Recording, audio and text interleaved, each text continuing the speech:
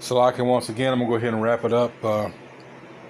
Somehow it's keeps stopping because it has to adjust the resolution. I don't know what, but just to recant, this article is about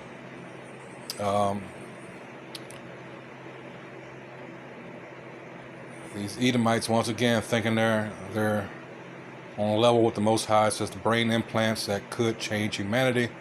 And I was going into how this doctor here had implanted chips on this one particular individual, and he learned how to regain some of his mobility to the point where he could feed himself. He was a paraplegic for over a decade, all right? And they put this chip in him, and, you know, by bypassing his injury, you know, he could do some things. So now, taking it a step further, let me finish what I was reading when it cut off again. It says Dr. Chang used sensor arrays similar to those Dr. Kirsch used, but a non-invasive method may not be too far away.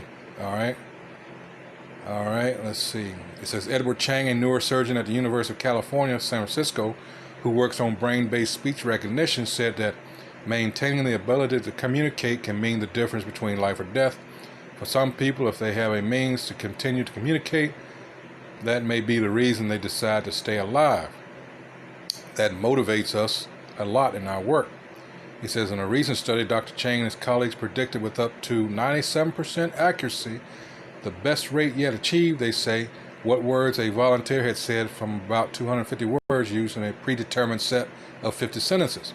By using implanted sensors that monitored activity in the brain to the brain that moves the muscles involved in speaking. See what it says? They perform a diligent search. All right. It says Dr. Chang used sensory arrays similar to those Dr. Kirsch used, but a non-invasive method may not be too far away. This progress isn't solely driven by advances in brain sensing technology, by the physical meeting point of flesh and machine. To AI matters as much, if not more. The AI matters as much, if not more. All right. Trying to understand the brain from outside the skull is like trying to make sense of a conversation taking place 2 rooms away. The signal is often messy, hard to decipher, so it's the same types of algorithms that now allow speech recognition software to do a decent job of understanding spoken speech, including individual idiosyncrasies of pronunciation and regional accents that may now enable brain reading technology. See, so this devil is going all out. All right. And you have to wonder, this is one of the reasons why, you know, the Lord has come back, because if this devil is allowed to continue, like it says, it's one of the reasons why Matthew chapter 24. All right, let's go into that.